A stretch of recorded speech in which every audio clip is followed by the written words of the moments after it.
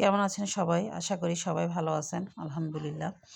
এই যে আজকে আপনাদের সাথে একটা রান্না শেয়ার করব। সেটা হচ্ছে চট্টগ্রামের একটা নামকরা মাছ। খুবই সুস্বাদু এবং মজাদার। সেটা হচ্ছে তাইল্যা মাছ। এই মাছটা আমি এর আগে কখনো খাইনি এবং কখনো আমি দেখিওনি। তো যাই হোক, মাছটা আমি রান্না করতেছি। দেখেন আমি কি, কি দিলাম।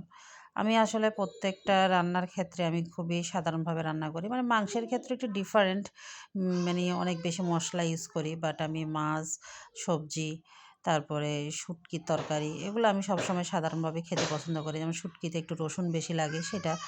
আর মাছের মধ্যে, সবজির মধ্যে যতটুকু যায় ততটুকুই। তো এই যে আমি আমার মাছটা দিয়ে দিলাম। মাছটা বলতে পারেন বা ওরে আপু এই মাছগুলো আপনার এরকম লোয়ার মতো শক্ত ফ্রিজের মধ্যে। আমি আসলে মাছটাকে প্রসেসিং করে হলুদ মেখে ফ্রিজে রেখে দিয়েছিলাম। জাস্ট এখন বাটি থেকে মানে ফ্রিজ থেকে নামাইয়া বাস ঢেলে দিলাম। যে ঢাকনা দিয়ে রাখবো। যে ঢাকনা দেওয়ার পরে আমার মাছগুলো আস্তে, আস্তে ছুটে গেছে। সুন্দর করে বসে যাচ্ছে। তো আমি একটু নেড়ে চেড়ে দিচ্ছি। এই মাছটা আসলে এর আগে আমি কখনো খাইনি। মাছটা আসলেই অসাধারণ। নামটাও আমি কখনো শুনিনি। এই যে আমি টমেটো দিয়ে দিলাম। তারপরে এই যে ধনিয়া পাতা।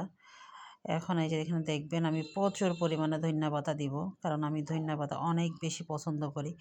মানে শীতকাল বলেন, গরমকাল বলেন, ধনিয়া পাতা, কাঁচামরিচ, টমেটো না হলে মনে হয় যে আমার ভালোই লাগে না। মানে কোনো তরকারি আমার কাছে ভালো লাগে না।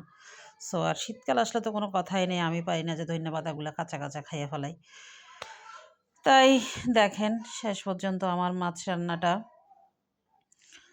আসলে মাছটা খুবই মজা হয়েছে, খুবই ভালো লেগেছে। তাই আপনাদের সাথে একটু শেয়ার করলাম। সবাই বলবেন আমার রান্নাটা দেখতে কেমন লাগতেছে, কেমন হয়েছে। খাওয়াইতে তো পারবো না, দূর থেকে দেখিয়ে একটু কমেন্ট করবেন।